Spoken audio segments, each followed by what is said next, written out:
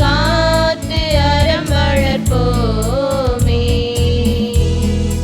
அறம் வளர்ப்போமே. தந்தை மகன் தூயாவியாரின் பெயராலே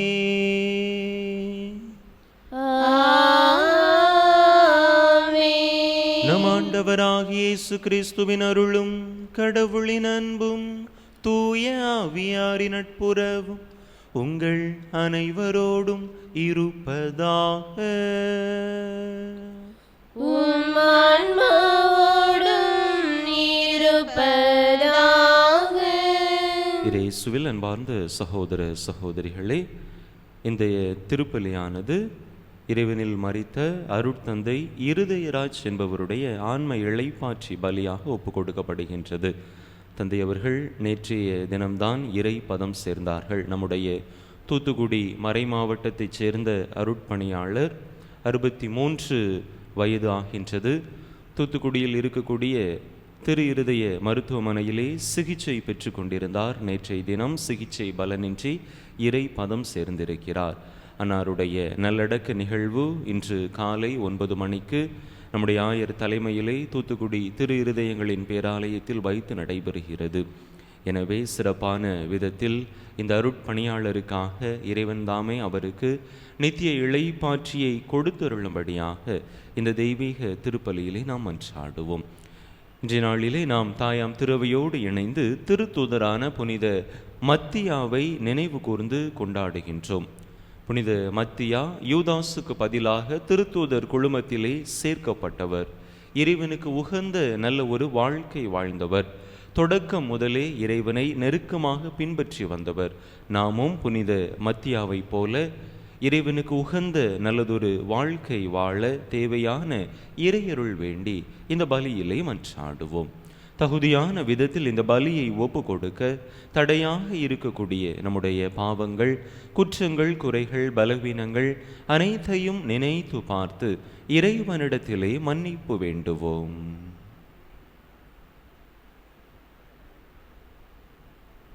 எல்லாம் வல்ல இறைவனிடமும் சகோதர சகோதரிகளே உங்களிடமும் நான் பாவி என்பதை ஏற்றுக்கொள்கிறேன். ஏனெனில் என் சிந்தனையாலும் சொல்லாலும் செயலாலும் கடமைகள் தவறியதாலும் பாவங்கள் பல செய்தேன். என் பாவமே, என் பாவமே, என் பெரும் பாவமே. ஆகையால் எப்பொழுதும் கன்னியான புனித மரியாதையும் வானதூதர் புனிதர் அனைவரையும் சகோதர சகோதரிகளை உங்களையும் நம் தேவனாகிய ஆண்டவரிடம் எனக்காக வேண்டிக் கொள்ள மன்றாடுகிறேன். எல்லாம் வல்ல இறைவன் நம்மீது இரக்கம் வைத்து நம் பாவங்களை எல்லாம் மன்னித்து நம்மை நிலை வாழ்வுக்கு அழைத்துச் செல்வாராக. ஆமென்.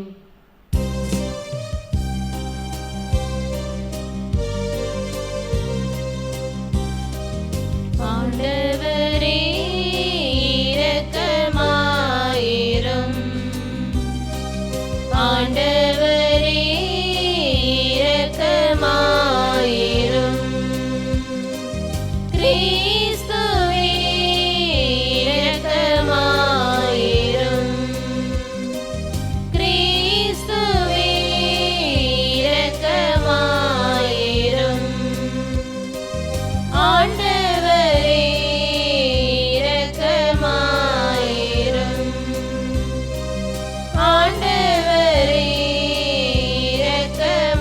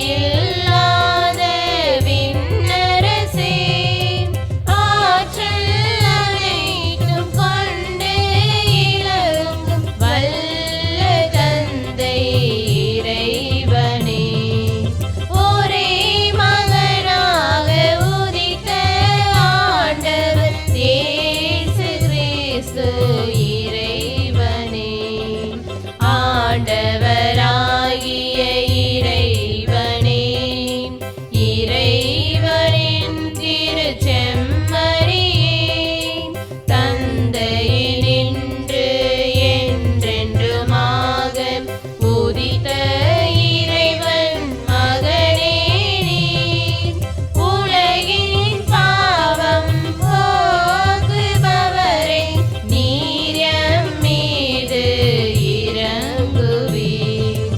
உலகின் பாவம் போக்குபவரே, எங்கள் மன்றாட்டை ஏற்றருள்வீர்.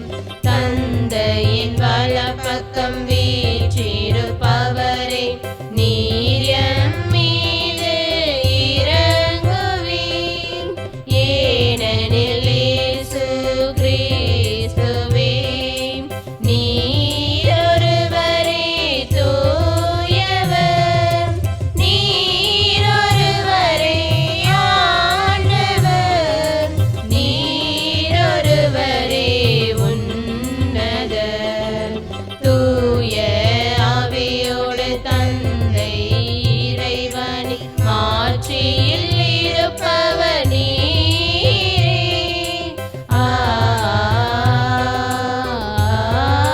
ஆமென். மன்றாடுவோமாக. இறைவா, புனித மத்தியாவை திருத்தூதர் குழுமத்தில் இணைத்து கொண்டீரே. இப்புனிதரின் பரிந்துரையால் உமது அன்பை சுவைத்து மகிழவும், நீர் தேர்ந்து கொண்டவர்களின் கூட்டத்தில் இடம்பெறவும் நாங்கள் தகுதி பெற அருள்வீராக.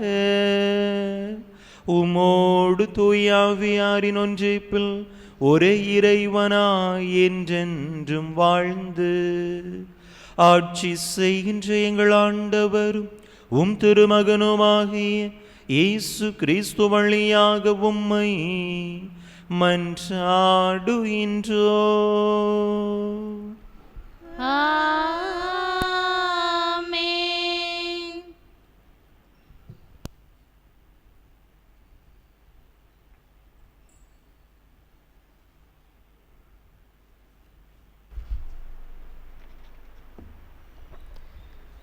திருத்தூதர் பணிகள் நூலிலிருந்து வாசகம். அதிகாரம் 1. இறை வார்த்தைகள் 15 முதல் 17, மேலும் 20 முதல் 26 முடிய. ஒரு நாள் ஏறக்குறைய 120 சகோதர சகோதரிகள் ஒரே இடத்தில் கூடியிருக்கும் போது பேதுரு அவர்கள் நடுவே எழுந்து நின்று கூறியது: அன்பர்களே, இயேசுவை கைது செய்தவர்களுக்கு வழிகாட்டிய யூதாசை குறித்து தூய ஆவியார் தாவீதின் வழியாக முன்னுரைத்த மறைநூல் வாக்கு நிறைவேற வேண்டியிருந்தது. அவன் நம்மில் ஒருவராய் எண்ணப்பட்டு நாம் ஆற்றும் பணியில் பங்கு பெற்றிருந்தான். திருப்பாடல்கள் நூலில் அவன் வீடு பாழாவதாக, அதில் எவரும் குடிபுகாதிருப்பராக என்றும், அவரது பதவியை வேறொருவர் எடுத்துக்கொள்ளட்டும் என்றும் எழுதப்பட்டுள்ளது. ஆகையால் ஆண்டவர் இயேசுவின் உயிர்த்தெழுதலுக்கு சாட்சியாய் விளங்க அவர் நம்மிடையே செயல்பட்ட காலத்தில் நம்மோடு இருந்த ஒருவரை சேர்த்துக்கொள்ள நாம் கூடி வர வேண்டிய தேவையாயிற்று. யோவான் திருமுழுக்கு கொடுத்து வந்த காலம் முதல் ஆண்டவர் இயேசு நம்மிடமிருந்து விண்ணேற்றமடைந்த நாள் வரை அவர் நம்மோடு இருந்திருக்க வேண்டும். அத்தகையோருள் இருவரை முன்னுரைத்தினார்கள். ஒருவர் யோசேப்பு என்னும் பெயர் கொண்ட பர்சபாம், இவருக்கு யுஸ்து என்னும் பெயரும் உண்டு. மற்றவர் மத்தியாம். பின்பு அவர்கள் அனைவரும், ஆண்டவரே, அனைவரின் உள்ளங்களையும் அறிபவரே, யூதாசு திருத்தொண்டையும் திருத்தூது பணியையும் விட்டகன்று தனக்குரிய இடத்தை அடைந்து விட்டான். அந்த யூதாசுக்கு பதிலாக யாரை தேர்ந்தெடுக்க வேண்டும் என இந்த இருவருள் ஒருவரை எங்களுக்கு காண்பியும் என்று இறைவனிடம் வேண்டிக் கொண்டனர். அதன் பின்பு அவர்கள் சீட்டு குலுக்கினார்கள். சீட்டு மத்தியா பெயருக்கு விழவே அவர் 11 திருத்தூதர்களோடு சேர்த்து கொள்ளப்பட்டார். ஆண்டவரின் அருள்வாக்கு. இறைவனுக்கு நன்றி. பதிலுரை பாடல் பல்லவி. உயர்குடி மக்களிடையே அவர்களை அமரச் செய்கின்றார். உயர்குடி மக்களிடையே அவர்களை அமரச் செய்கின்றார். ஆண்டவரின் ஊழியர்களை அவரை புகழுங்கள், அவரது பெயரை போற்றுங்கள். ஆண்டவரது பெயர் வாழ்த்த பெறுவதாக, இப்போதும் எப்போதும் வாழ்த்த பெறுவதாக. பல்லவி. உயர்குடி மக்களிடையே அவர்களை அமரச் செய்கின்றார். கீழ்த்திசை முதல் மேற்திசை வரை ஆண்டவரது பெயர் போற்றப்படுவதாக. மக்களிடங்கள் அனைத்திற்கும் ஆண்டவர் மேலானவர், வானங்களையும் விட உயர்ந்தது அவரது மாட்சி. பல்லவி. உயர்குடி மக்களிடங்களிலே அவர்களை அமரச் செய்கின்றார். நம் கடவுளாகிய ஆண்டவருக்கு நிகர் யார்? அவர் போல வானளவியாகிய உயரத்தில் வீற்றிருப்பவர் யார்? அவர் வானத்தையும் வையகத்தையும் குனிந்து பார்க்கின்றார். பல்லவி. உயர்குடி மக்களிடையே அவர்களை அமரச் செய்கின்றார். ஏழைகளை தூசியிலிருந்து அவர் தூக்கி நிறுத்துகின்றார், வலியவரை குப்பை மேட்டிலிருந்து கை தூக்கி விடுகின்றார். உயர்குடி மக்களிடையே, தாம் மக்களுள் உயர்குடி மக்களிடையே அவர்களை அமரச் செய்கின்றார். பல்லவி. உயர்குடி மக்களிடையே அவர்களை அமரச் செய்கின்றார்.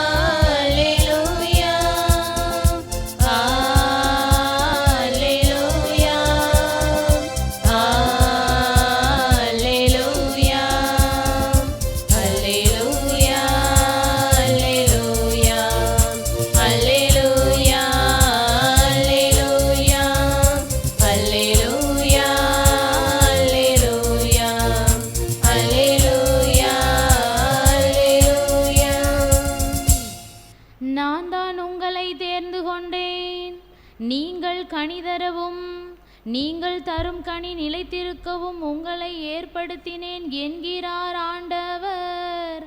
அல்லேலூயா அல்லேலூயா அல்லேலூயா அல்லேலூயா அல்லேலூயா அல்லேலூயா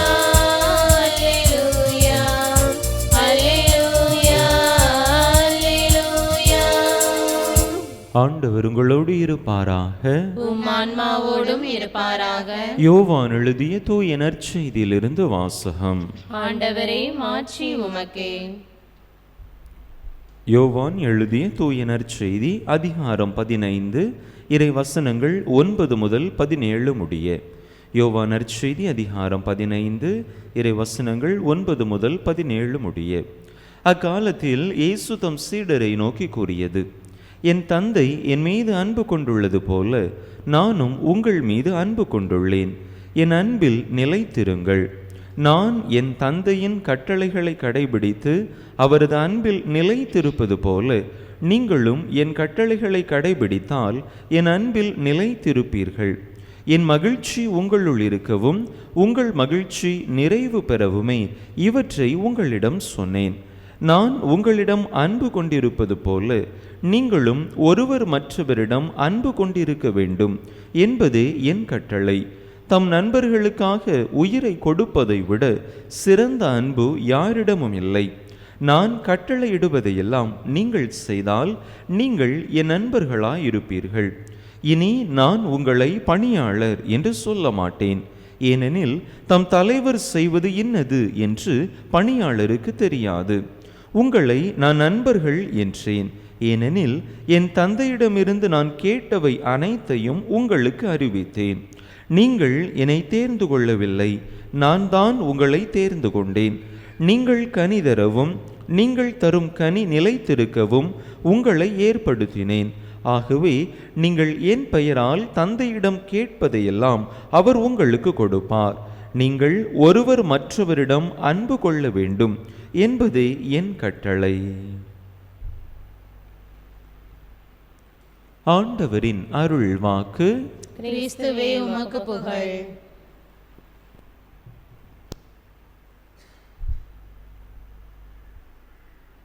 இயேசுவில் அன்பார்ந்த சகோதர சகோதரிகளே, நாளிலே நாம் திருத்தூதரான புனித மத்தியாவினுடைய விழாவை கொண்டாடுகின்றோம். யூதாசிற்கு பதிலாக திருத்தூதர் குழுமத்திலே இணைக்கப்பட்டவர்தான் புனித மத்தியா. புனித மத்தியா திருத்தூதர் குழுமத்திலே எவ்வாறு தேர்ந்து கொள்ளப்படுகிறார், அதற்காக அவர்கள் பின்பற்றிய வழிமுறைகள் என்ன என்பது சிறப்பான ஒன்றாக இருக்கின்றது. புனித மத்தியாவினுடைய வாழ்வை நாம் எடுத்துக்கொண்டோம் என்று சொன்னால் நமக்கே ஒரு மிகப்பெரிய சவால் விடுக்கக்கூடியவராக இருக்கின்றார். மத்தியாவினுடைய தொடக்க கால வாழ்வு எப்படிப்பட்டதாக இருந்திருக்கின்றது? அவர் ஆண்டவரோடு உடன் பயணித்தவராக இருந்திருக்கின்றார். யூதாசிற்கு பிற்பாடு ஒரு புதிய நபரை அவருடைய இடத்திலே திருத்தூதர் குழாமிலே சேர்த்து கொள்ள வேண்டும் என்று திருத்தூதர்கள் முடிவு செய்த பொழுது அவர்கள் எப்படிப்பட்டவர்களாக இருக்க வேண்டும் என்பதையும் அவர்களே முன்மொழிகின்றார்கள். யோவான் திருமுழுக்கு கொடுத்து வந்த காலம் முதல் இயேசு நம்மிடமிருந்து விண்ணேற்றம் அடைந்த காலம் வரை அவர் நம்மோடு இருந்திருக்க வேண்டும் என்கின்ற ஒரு குறிப்பை சொல்லுகின்றார்கள். மத்தியாவை குறித்து சொல்லப்பட்டிருக்கக்கூடிய ஒரே குறிப்பும் இதுவாகத்தான் இருக்கின்றது. மத்தியா அப்படிப்பட்ட பண்புக்கு சொந்தக்காரராக முன்னிறுத்தப்படுகின்றார். அவரை போன்று பர்சபா என்கின்றவரும் முன்னிறுத்தப்படுகின்றார். 2 பேர்களின் பெயர்களையும் சீட்டு குலுக்கி போடுகின்றார்கள். திருவுள்ள சீட்டு முறையிலே போடுகின்ற பொழுது அந்த பெயர் மத்தியா பெயருக்கு விழுகின்றது. அந்த சீட்டு மத்தியா பெயருக்கு விழுகின்றது. மத்தியா திருத்தூதர் குழுமத்திலே சேர்த்து கொள்ளப்பட்டதாக நாம் பார்க்கிறோம். மத்தியா பாலஸ்தீனம், சிரியா, அர்மேனியா போன்ற பகுதிகளில் நற்செய்தி அறிவித்ததாக மரபு நமக்கு தெரிவிக்கிறது. அவருடைய இறப்பு குறித்த பல்வேறு தகவல்கள் நமக்கு கிடைக்கின்றன. ஒரு சில மரபுகள் அவர் கண்கள் பிடுங்கப்பட்டு காட்டு மிராண்டிகள் மத்தியிலே இறைப்பணி ஆற்றிய பொழுது கண்கள் பிடுங்கப்பட்டு அவர் இறந்தார் என்றும், ஒரு சிலர் கல்லால் எரியப்பட்டு இறந்தார் என்றும், இன்னும் ஒரு சில மரபுகள் சிலுவையில் அறையப்பட்டு இறந்தார் என்றும், இன்னும் ஒரு சில மரபுகளில் அவர் வாளால் வெட்டப்பட்டு இறந்தார் என்றும் கூட குறிப்புகள் கொடுக்கப்பட்டிருக்கின்றன. எப்படி இருந்தாயினும் அவர் கிறிஸ்துவுக்காக மறைசாட்சியாக மரித்தார் என்பது மட்டும் நமக்கு வெளிப்படுகின்றது. அன்பு மக்களே, மத்தியாவினுடைய வாழ்வு ஒரு மிகச்சிறந்த ஒரு வாழ்வியல் முன் உதாரணத்தை நமக்கு விட்டு செல்கிறது. புனித மத்தியாவை குறித்து விவிலியத்திலே சொல்லப்பட்டிருக்கக்கூடிய குறிப்பு, அவர் திருமுழுக்கு யோவான் திருமுழுக்கு கொடுத்த காலம் முதல் இயேசு விண்ணேற்றம் அடைந்த காலம் வரை இயேசுவோடு நெருங்கி பயணித்திருக்கிறார். திருத்தூதர் குழாமோடு நெருங்கி பயணித்திருக்கிறார். இயேசு திருத்தூதர்கள் என்று தனக்கென்று 12 நபர்களைத்தான் தெரிந்தெடுத்தார். ஆனால் சீடர்கள் என்று பலர் இருந்தார்கள். இவரும் இயேசுவினுடைய சீடனாக இருந்து இயேசுவை பின்பற்றி இருக்க வேண்டும்.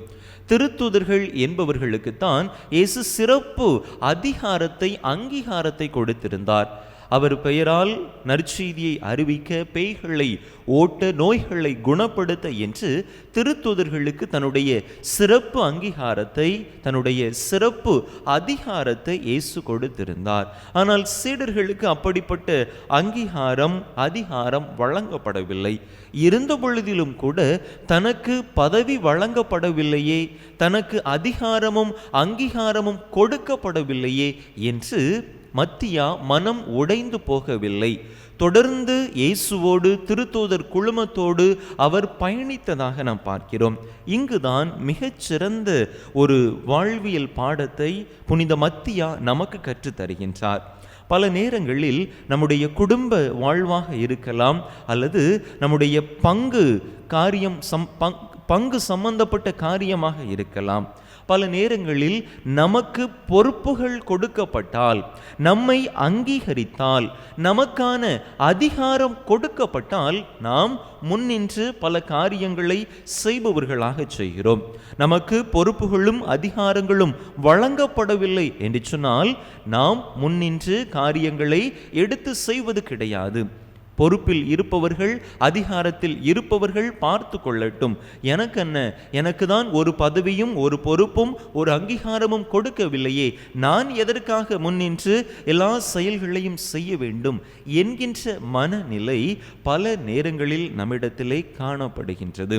இப்படிப்பட்ட மனநிலையிலிருந்து நாம் மாற்றம் பெற வேண்டும் என்கின்ற அழைப்பு இங்கே மத்தியா மூலமாக நமக்கு கொடுக்கப்படுகின்றது. அவருக்கு எந்த பொறுப்பும் எந்த அங்கீகாரமும் எந்த அதிகாரமும் இயேசுவால் வழங்கப்படவில்லை. இருந்த பொழுதிலும் கூட அவர் இயேசுவை நெருக்கமாக பின்பற்றக்கூடிய ஒரு மனிதராக, இயேசுவை குறித்த செய்தியை இன்னும் அதிகமாக மற்றவர்களுக்கு எடுத்து சொல்லக்கூடிய ஒருவராக அவருடைய வாழ்வு இருந்திருக்கிறது, இவர் வாழ்ந்திருக்கிறார் என்பதை நாம் புரிந்து கொள்கிறோம். எனவே அன்பார்ந்த சகோதர சகோதரிகளை, நாமும் புனித மத்தியாவை நம்முடைய வாழ்க்கையிலே உதாரணமாக கொண்டு அவரை போல நமக்கு பொறுப்புகளும் அதிகாரங்களும் அங்கீகாரங்களும் வழங்கப்படாவிட்டாலும் நான் என்னுடைய கடமையை சரிவர செய்வேன், என்னால் இயன்ற நற்செய்தி பணியை, என்னுடைய பொறுப்பை நான் சிறப்பாக ஆற்றுவேன் என்கின்ற ஒரு உறுதிப்பாட்டை இன்றைய நாளிலே நாம் மேற்கொள்வோம். மத்தியா பொறுப்பை, பதவியை, அங்கீகாரத்தை தேடி செல்லவில்லை. ஆனால் அந்த பொறுப்பும் பதவியும் அங்கீகாரமும் அவரை தேடி வருகின்றது. அதே போல நாமும் நம்முடைய கடமைகளை சரிவர செய்கிற பொழுது பொறுப்புகளும் அங்கீகாரங்களும் பதவிகளும் நம்மை தேடி வரும். எனவே பொறுப்புகளுக்காக, அதிகாரத்திற்காக, அங்கீகாரத்திற்காக செயல்படாமல் நாம் இறைவனின் திருவுளத்தை நம்முடைய வாழ்க்கையிலே நிறைவேற்ற வேண்டும் என்கின்ற அந்த நல் மனம் கொண்டு இறையாட்சி பணியை தொடர்ந்து நாம் வாழக்கூடிய இந்த பகுதியிலே ஆற்றிட தேவையான நல்ல மனம் வேண்டி, இறையருள் வேண்டி இந்த திருப்பலியிலே தொடர்ந்து இணைந்து மன்றாடுவோம். ஆமென்.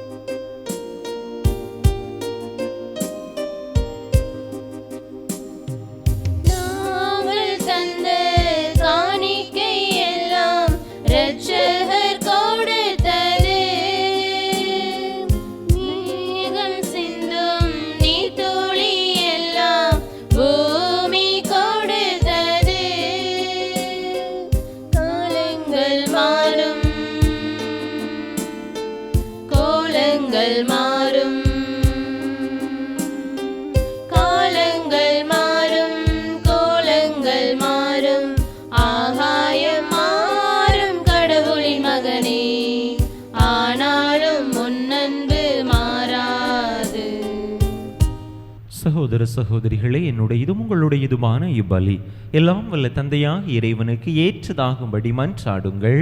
ஆண்டவர் தமது திருப்பெயரின் புகழ்ச்சிக்காகவும் ஆட்சிக்காகவும் நமது நன்மைக்காகவும் புனித திரு அவை அனைத்து நலன்களுக்காகவும் உமது கையிலிருந்து இப்பலியை ஏற்றுக்கொள்வாராக. ஆண்டவரே, புனித மத்தியாவின் விழாவில் உமது திரு அவை வணக்கத்தோடு ஒப்பு கொடுக்கும் காணிக்கைகளை ஏற்றருளும். இவற்றின் வழியாக உமது அருளினாற்றலால் எங்களை உறுதிப்படுத்துவீராக. எங்கள் ஆண்டவராகிய கிறிஸ்து வழியாக உம்மை மன்றாடுகின்றோ.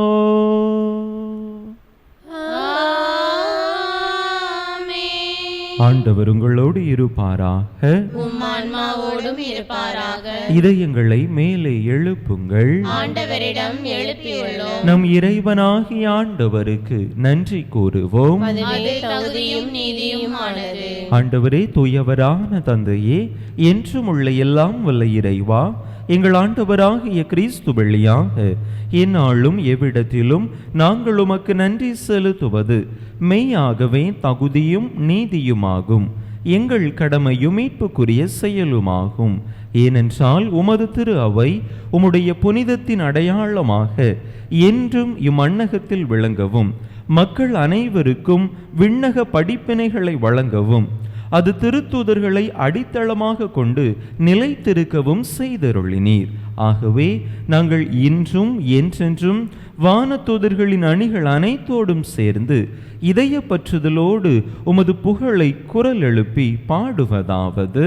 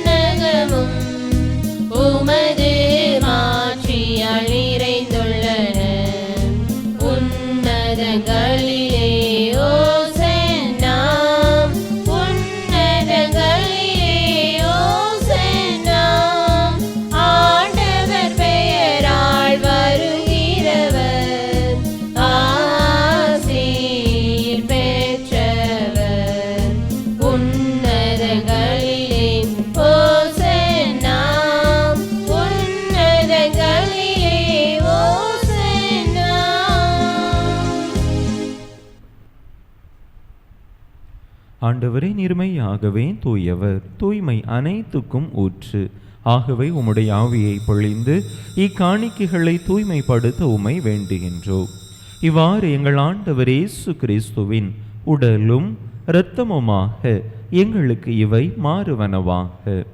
அவர் பாடுபட உளம் கனிந்து தம்மை கையளித்த போது அப்பத்தை எடுத்து நன்றி செலுத்தி அதை பிட்டு தம் சீடர்களுக்கு அளித்து அவர் கூறியதாவது: அனைவரும் இதிலிருந்து பெற்று உண்ணுங்கள், ஏனெனில் இது உங்களுக்காக கையளிக்கப்படும் என் உடல்.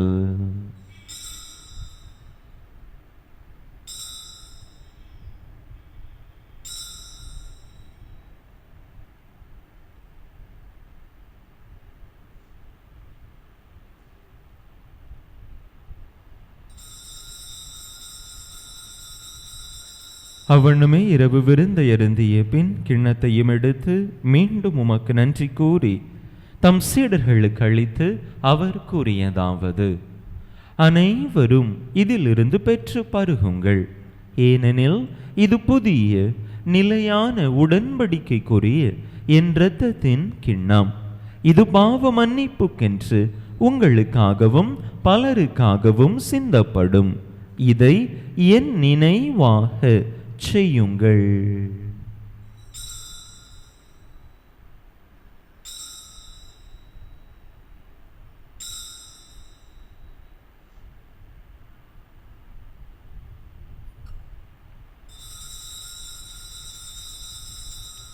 நம்பிக்கையின் மறைபொருள்.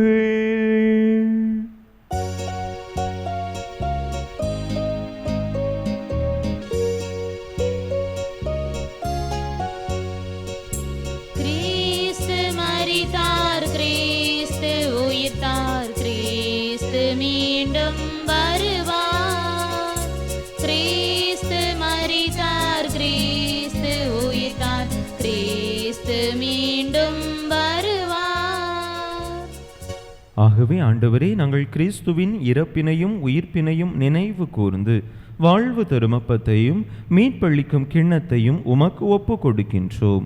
உம் திருமுன்னின்று உமக்கு ஊழியம் புரிய தகுந்தவர்கள் என எங்களை ஏற்றுக்கொண்டீர்.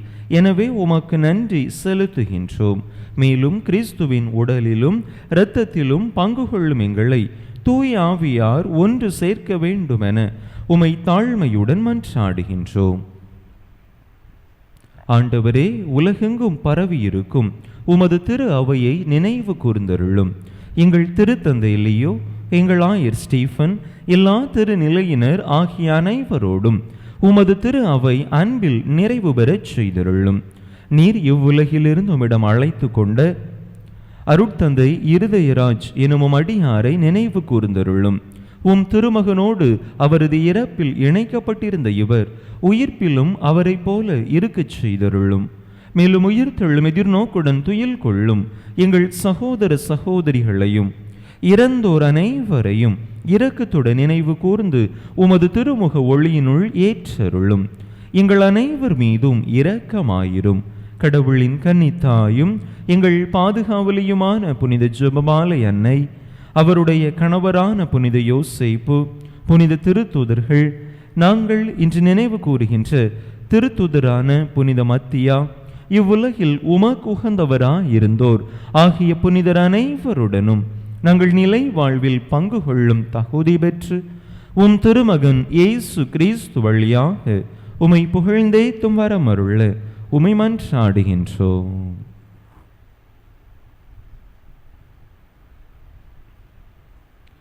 இவர் வழியாக இவரோடு இவரில் எல்லாம் வல்ல இறைவனாகிய தந்தையே, தூய ஆவியாரின் ஒன்றைப்பில் எல்லா புகழும் மாட்சியும் என்றென்றும் உமக்கு உரியதே.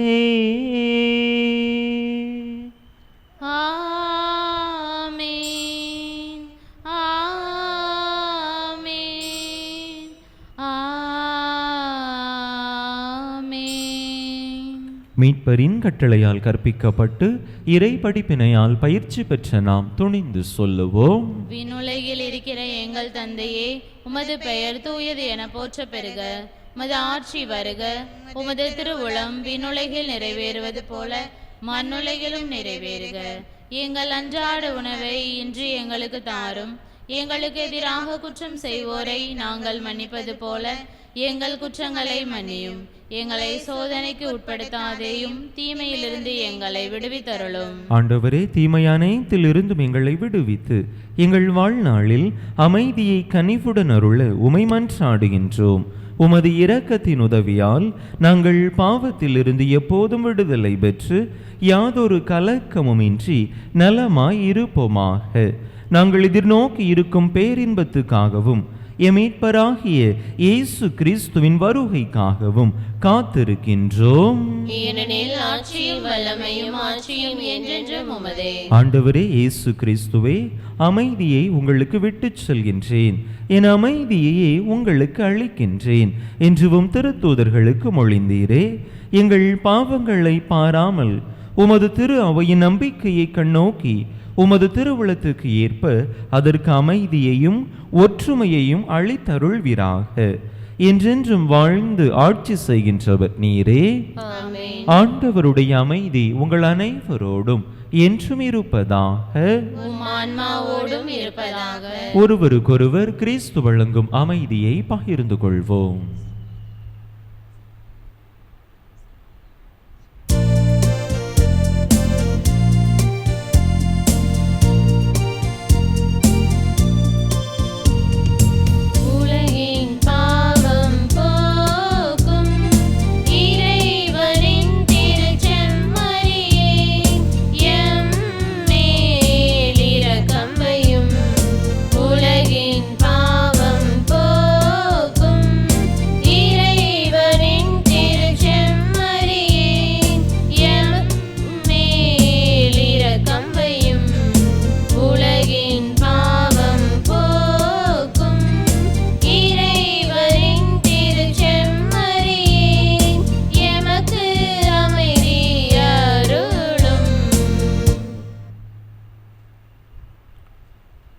இதோ இறைவனின் செமரி, இது உலகின் பாவங்களை போக்குகின்றவர்.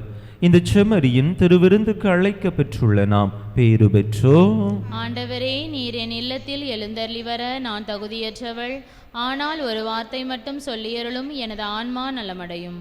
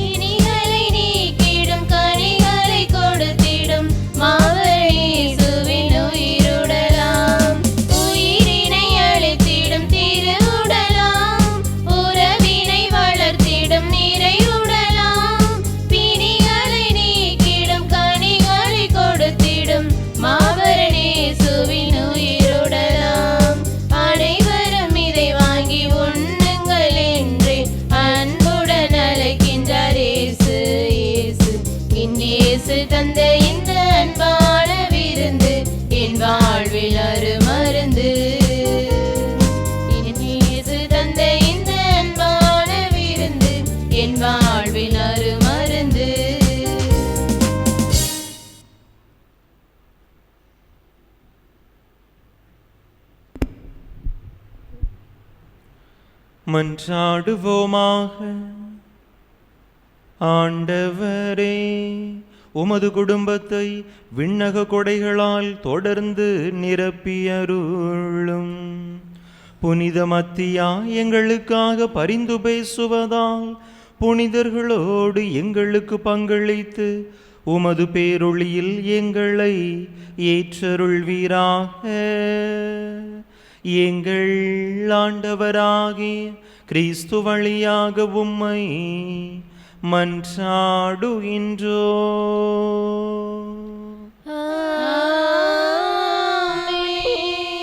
இறைவனின் சிறப்பாசி பெற தலை வணங்கி மன்றாடுவோம். ஆண்டவர் உங்களோடு இருப்பாராக.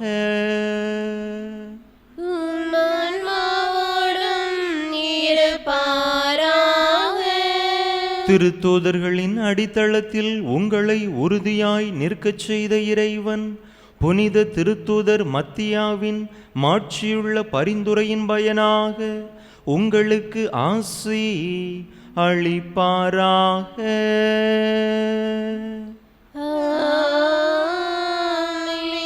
திருத்தூதர்களின் போதனையாலும் எடுத்துக்காட்டாலும் உறுதி பெற உங்களுக்கு அருளிய இறைவன் அவர்களுடைய பாதுகாவலால் அனைவர் முன்னிலையிலும் நீங்கள் உண்மைக்கு சாட்சிகளாய் திகழ செய்வாராக.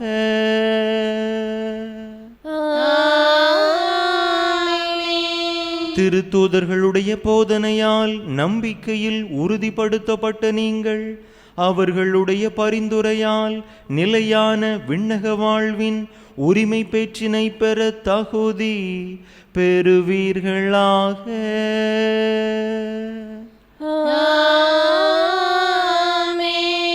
எல்லாம் வல்ல இறைவன் தந்தை மகன் தூயாவியார் உங்களுக்கு ஆசி வழங்குவாராக.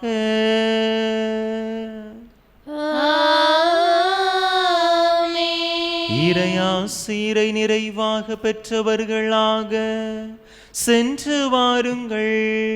திருப்பலி நிறைவேறிற்று. இறைவனுக்கு நன்றி.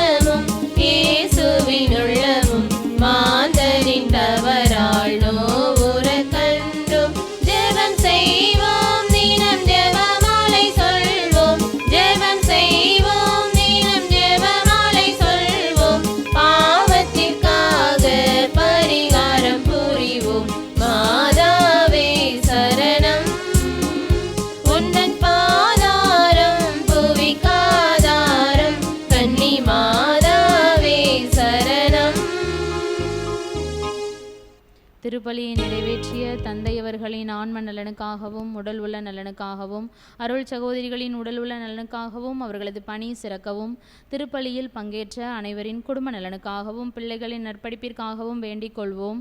விண்ணுலகில் இருக்கிற எங்கள் தந்தையே, உமது பெயர் தூயது என போற்ற பெருக, உமது ஆட்சி வருக, உமது திருவுளம் விண்ணுலகில் நிறைவேறுவது போல மண்ணுலகிலும் நிறைவேறுக. எங்கள் அன்றாட உணவை இன்று எங்களுக்கு தாரும். எங்களுக்கு எதிராக குற்றம் செய்வோரை நாங்கள் மன்னிப்பது போல எங்கள் குற்றங்களை மன்னியும். எங்களை சோதனைக்குட்படுத்தாதையும் தீமையிலிருந்து எங்களை விடுவித்தருளும்.